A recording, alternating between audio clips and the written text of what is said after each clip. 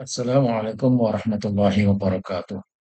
Saudara-saudara sekalian, PJNU Wonogiri mendobrak kepekoan PBNU menentang arus kualat yang selama ini didoktrinkan, bahkan menjadi dogma para kiai untuk generasi muda, untuk para santri, dan untuk jamaah.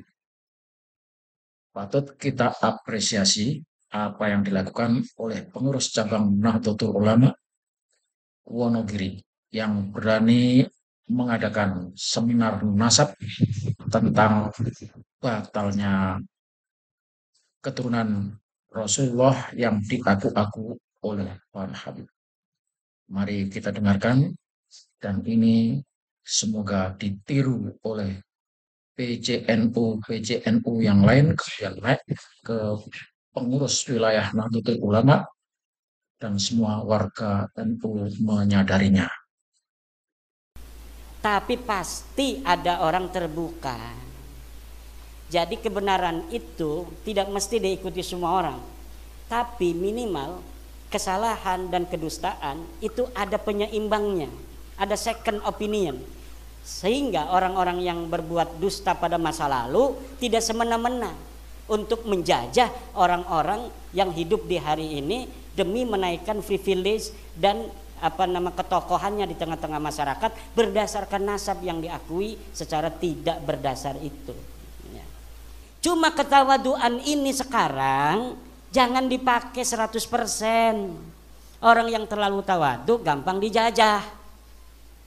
Orang yang terlalu sopan gampang ditipu. Orang yang terlalu tawadu gampang dijajah, orang terlalu sopan gampang ditipu. Sama dengan orang yang selalu husnudon, mudah sekali ditipu. Ada maling datang, kayaknya mau maling, bukan, kita juga boleh suudon, husnudon aja. Padahal tampangnya udah kelihatan, tampang maling kan pelangap-pelongo segala macam. Lah husnudon kita kan hatinya nggak boleh suudon pada orang. Akhirnya alhamdulillah laptop dan HP-nya hilang, lagi di meja. Dia ngambil air, dia balik lagi, laptop sama HP-nya sudah hilang oleh tamu yang dia husnudoni sendiri itu.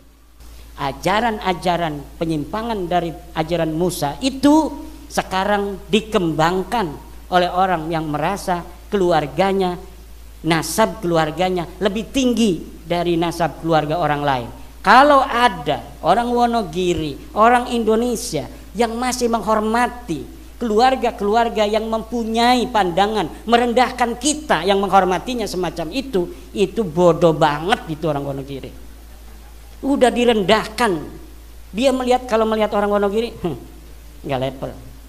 Kitanya mah hormat, nyium tangannya, tapi dalam hatinya nggak level. Dia bawa anak perempuan, kita ngeliatin anak perempuannya, lo turunan apa lo ngeliat-liat anak gua, padahal kitanya menghormati. Tidak ada lagi mulai sekarang. Kita bangsa besar, kita turunan pembangun daripada Borobudur, kita turunan pembangun daripada Prambanan. Peradaban Indonesia yang besar di masa lalu melahirkan kita hari ini yang ada di muka bumi dari peradaban dan orang-orang yang besar di masanya, dan tidak boleh orang Wonogiri, orang Jawa merendahkan diri serendah-rendahnya di hadapan bangsa lain. Baik atas nama kemanusiaan atau atas nama agama, tidak boleh orang Wonogiri, orang Jawa merendahkan diri di depan siapapun.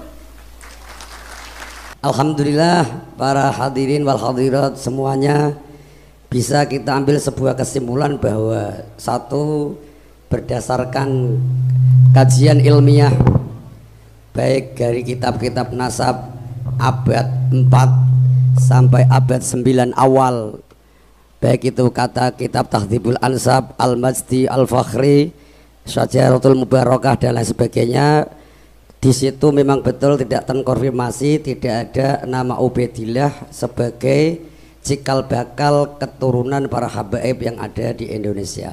Sebab Ubaidillah punya anak yang bernama Alwi, dan Alwi ini yang kemudian dinisbatkan menjadi Alawiyin. Bani Alwi zuriyah daripada Ubaidillah yang memang namanya tidak terpotret, tidak ada di kitab-kitab nasab selama hampir 550 tahun.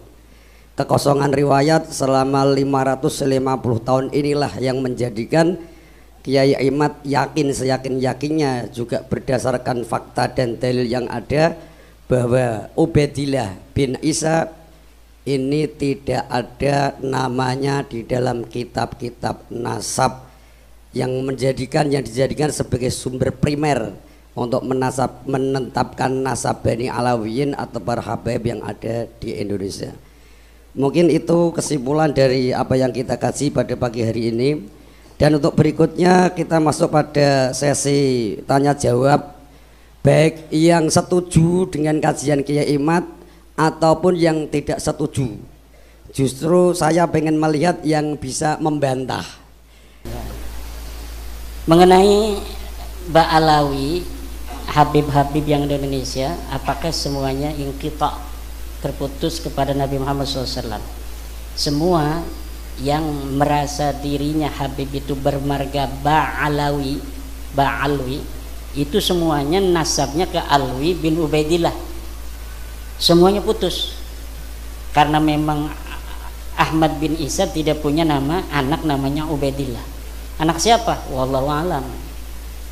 Ya orang-orangnya aja tidak terdeteksi, apalagi nama bapaknya. Orangnya aja tidak terdeteksi. Lalu marga apa-apa saja itu yang masuk Ba'alawi. Nah, mereka punya kekhasan, keluarga mereka dipanggilnya Habib. Jadi kalau yang dipanggil Habib itu Ba'alawi, bukan turunan Nabi. Kalau turunan Nabi itu memiliki tanda panggilan tersendiri, Syarif dan Sayyid. Kalau mereka keturunan Nabi yang melewati seorang raja atau gubernur, itu biasanya menggunakan Syarif. Tapi kalau keturunan ke atasnya tidak melewati raja, para ulama-ulama saja, itu biasanya hanya menggunakan Sayyid. Maka Syarif-Syarif Mekah sebelum dikuasai oleh Wahabi itu gelarnya Syarif Makkah, karena dia selain sebagai seorang penguasa Mekah juga keturunan daripada Rasulullah Muhammad sallallahu alaihi wasallam. Lalu apa saja itu marga-marganya? Banyak, saya searching ini ada 114 marga. Yang ada di Indonesia mungkin hanya setengahnya. Ada Asiri, Al-Junaid, Al-Baharun, Al-Gadri, Al-Bin Sahil, Jamalulail, Bahasan, Basaiban. Basaiban ini ada Basaiban yang Al-Idrisi, yang bukan Ba'alawi ya, kayak Zulfikar yang punya anak PV itu Basaiban Al-Idrisi. Ada Basaiban Ba'alawi, ada Al-Habsi, Al-Syatiri, Al-Jufri, Al-Kaf, Al-Bait, Al-Bilfaqih, Al-Jabhan, Al-Dualani, Al-Ghaizah, Al-Ba'ali, Al-Hamil, Al-Kenaiman, Al-Bar, tuh Ahmad Al-Bar tuh yang bisa nyanyi rock itu Ba'alawi itu. Asy-Syarwi, Al-Hayyid, Al-Khamur, Al-Bahdak, Asy-Syarim, Al-Ba'mar, Al-Hakam, Al-Bahri, Al-Ghasasi, Al-Rakhelah, Al-Bakriyah, Al-Babduna, banyak sekali. Tinggal dicari yang Ba'alawi. Pokoknya setiap Ba'alawi itu dia bernisbat pada Alwi bin Ubaidillah yang mengaku sebagai keturunan Ahmad bin Isa. Ahmad bin Isanya ini telah terkonfirmasi kitab-kitab sejarah dan kitab nasab, dia seorang turunan Nabi. Wafatnya 345. Maka Ubaidillah ini keturunannya di abad 9 mengaku bahwa Ubaidnya ini keturunan dari Ahmad bin Isa. Pada zaman Ahmad bin Isa belum ngaku. Jadi ngakunya itu setelah 550 tahun wafatnya Ahmad bin Isa. Kalau ngakunya di abad itu nggak mungkin diterima kan, karena anak Ahmad bin Isanya marah. Tapi dengan berjalannya waktu, semakin menyebar itu keturunan Ahmad bin Isa, kesempatan orang untuk mengaku keturunan siapa saja itu kan terbuka. Masalahnya terbukti tidak secara data sejarah dan data nasab, itu saja. Kemudian mengenai pertanyaan selanjutnya, Wali Songo nasabnya ke Ba'alawi bukan. Orang-orang Ba'alawi Habib mencatat dalam kitab mereka seluruh Wali Songo keturunan Ba'alawi. Itu pada tahun berapa? Baru pada tahun 1984. kitab cetakan Samsud Dhohiro yang ditambahi. Dulunya tidak masuk. 1984 cetakan baru kitab Nasab Ba'alawi mencantumkan terutama Kesultanan Banten yang dicantumkan sampai hari ini ada di dalam kitab Samsud Dhohiro itu. Kita ini mantan Ba'alawi. Tahun 2012 saya itu menjadi pencatat nasab bersama teman-teman dari keluarga Kesultanan Banten, itu masih ke Ba'alawi karena belum ditemukan keraguan waktu itu. Nah, keraguannya timbul ketika kitab nasab mereka itu mencatat Samsud Dhohiro itu keluarga Kesultanan Banten, kemudian keluarga lain seluruh Wali Songo, hanya dicatat beberapa generasi bahwa ini ke apa Ba'alawi gitu, tapi tidak dicatat sampai bawah. Kalau Kesultanan Banten dicatat sampai bawah, sampai tahun 1808, jadi sampai Sultan terakhir Sultan Sapiuddin. Nah, kalau Sunan Giri hanya Sunan Girinya saja gitu, Sunan yang lain Sunan yang lainnya saja. Tapi kalau Sultanan Banten dicatat sampai tahun 1808, keturunan Sultan Sapiuddin sampai Sultan hari ini, cuma Sultan budaya itu masih ada di dalam kitab Samsud Dhohiro. Nah, setelah diteliti, betulkah ini Ba'alawi merupakan leluhur Wali Songo? Ternyata kitab-kitab manuskrip yang sekarang mulai orang itu paham setelah ada bab nasab ini pada penasaran, mencari-cari kitab-kitab di rumah-rumah mereka yang tua-tua. Kemudian Kesultanan Cirebon dia punya manuskrip yang gak boleh dibuka-buka, katanya pemali kalau dibuka. Akhirnya sekarang mau buka. Nanti setelah dari sini saya ke Kesultanan Cirebon, diminta oleh Pangeran Kodiron Patih dari Kanoman untuk bersama-sama membicarakan nasab Wali Songo. Karena di Kesultanan Cirebon pun lihat itu di makam Sunan Gunung Jati masih Ba'alawi. Nggak heran kalau nasab-nasab kiai lain di Nusantara ini masih Ba'alawi. Karena Kesultanan Cirebon sendiri belum serta-merta begitu saja menerima. Walaupun saudara-saudara saya dan selalu SMS-an tiap hari. Tapi untuk merubah itu kan kita perlu hati-hati. Lalu mulai kapan? Masa iya 1984 saja ketika nasab Wali Songo itu ditulis dalam Samsud Dhohiro? Bukan. Sebelumnya sudah ada tahun 1960 sebuah manuskrip palsu ditulis. Jadi ada namanya manuskrip Negara Kertabumi. Katanya karya Pangeran Wangsakerta, salah satu putra Raja Cirebon tahun 1670. Nah, tahun 1670 di dalam manuskripnya itu ditulis silsilah Sunan Gunung Jati sampai ke Ubedillah. Setelah ini manuskrip dibawa ke ahli filolog dari Universitas Indonesia, ternyata kitab ini kertasnya tua. Setelah pakai ludah, seret, tuanya hilang. Kertasnya ternyata kertas Manila. Kertas Manila itu ya kertas zaman sekarang itu, kayak karton itu. Jadi upaya itu sudah sejak 1960. Lalu yang tertua lagi di mana? Yang tertua lagi dalam tulisan Habib Salim bin Jindan. Habib Salim bin Jindan datang ke Kesultanan Banten, Sultanan Cirebon, Jogja, Solo, Madura, bertemu dengan Syekh Holil Bangkalan. Kemudian ini Syekh Holil, silsilahnya Syekh Holil ini dari Ampel, ini dari Sunan Gunung Jati sampai ke Rasulullah. Akhirnya sekarang orang-orang pada berihtijaj dengan Syekh Holil. Katanya Syekh Holil sendiri sudah menetapkan Wali Songo ini ke Ba'alawi. Iya, karena Syekh Holil mendapatkannya dari Habib Salim bin Jindan. Habib Salim bin Jindan itu adalah ayah dari Habib Ahmad bin Jindan, orangnya soleh, tawadu karena dia ngajinya sama kiai-kiai, bukan nama Ba'alawi. Dia ngaji sama kiai-kiai, makanya tawadu. Habib itu kalau ngaji sama kiai ya kayak kita, tawadu. Kenapa? Sinaran cahaya Jawa, keramat Nusantara itu akan masuk ke dia. Yang berbeda-berbeda itu, lihat gurunya ada nggak guru Jawa, dapat nggak dia keramat tanah Jawa? Nggak dapat. Kalau yang sombong-sombong itu nggak dapat keramat tanah Jawa. Jadi dia tidak dapat doa dari Sabdo Palon sama Syekh Subakir dulunya. Kalau yang dapat doa dari Syekh Subakir perjanjiannya dengan Sabdo Palon, ya kita mengindonesia. Tidak ada perbedaan kita berdasarkan keturunan dengan siapapun. Nah itu intinya. Kemudian, nah jadi Wali Songo ini sampai sekarang belum tuntas. Makanya saya jarang ngomong Wali Songo karena belum selesai. Dan menurut saya Wali Songo ini mau ke Nabi, mau ke jadi Syarif Sayyid itu nggak terlalu berbahaya. Kenapa? Mereka mengutamakan ilmu, tidak mengutamakan nasab. Jadi tidak akan merasa orang Jawa itu merasa direndahkan oleh turunan Wali Songo. Kalaulah cara Wali Songo sama dengan cara mereka ini sekarang nggak masuk Islam itu orang-orang Jawa. Orang Jawa itu begini-begini, tapi kalau direndahkan betul-betul melawan, betul nggak?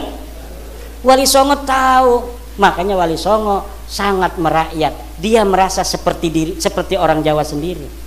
Makanya itu Sunan Kudus itu nggak ada anaknya yang pakai Sayyid, pakai Syarif, nggak ada. Walaupun dianya masih Sayyid Ja'far Shodiq, namanya masih pakai Sayyid Ja'far Shodiq, tapi anaknya saja nggak boleh pakai.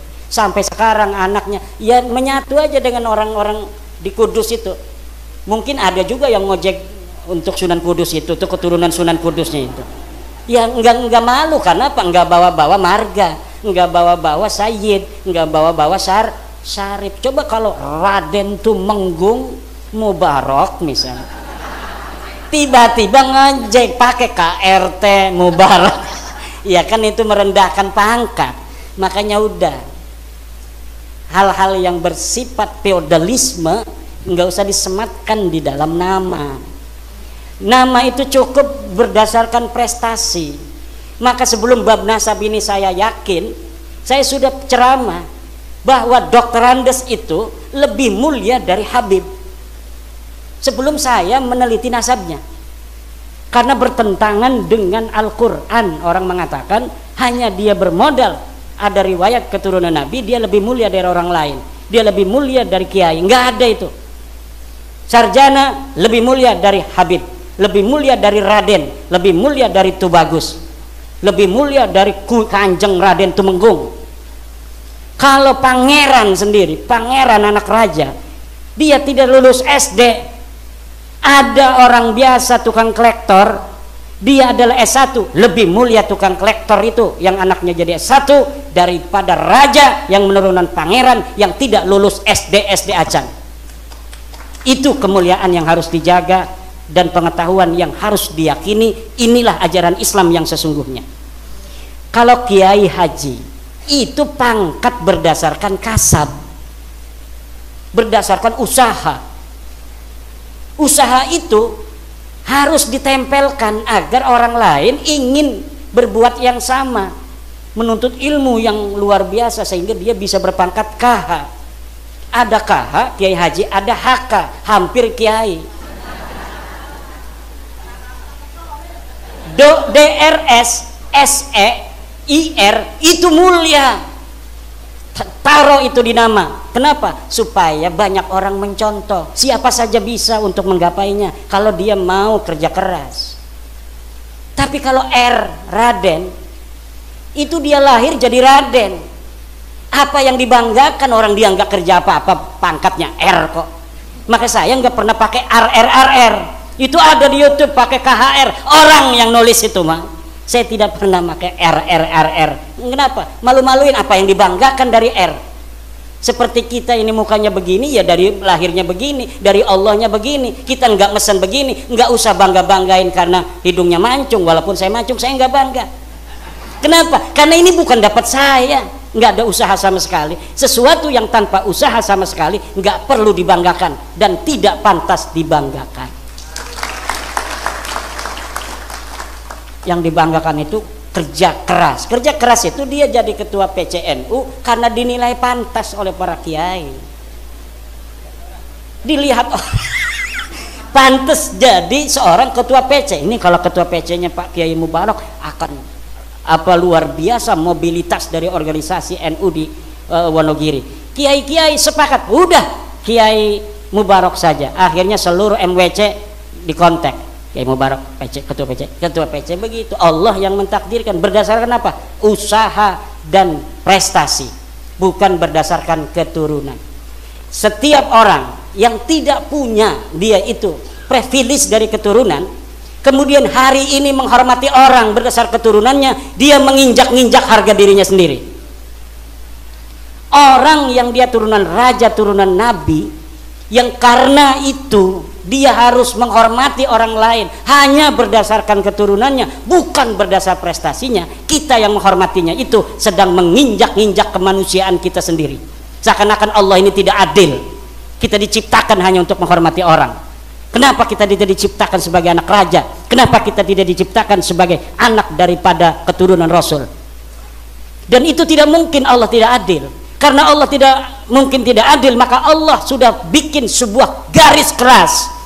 Inna akramakum indallahi atqakum. Yang paling mulia itu bukan dia keturunan daripada Nabiku Muhammad, tapi dia yang paling mulia menyembah aku dengan seikhlas-ikhlasnya. Itu patokan kita. Hadis Nabi juga begitu. Tidak ada hadis Nabi hormatilah keturunanku, tidak ada. Ada itu Habib di dalam ceramahnya, hormatilah keturunanku, siapa orang yang menolong keturunanku maka aku akan membalasnya di akhirat. Hadis palsu itu, pasti hadis palsu, yakin, seyakin-yakinnya. Hanya ada di kitab-kitab Ba'alawi yang begitu. Cari hadisnya. Misalnya ada penceramah habaib yang menerangkan tentang kemuliaan keturunan Nabi, kemudian dia mengutip hadis, cari hadisnya itu. Kalau tidak hadis palsu, hadis yang disimpangkan maknanya.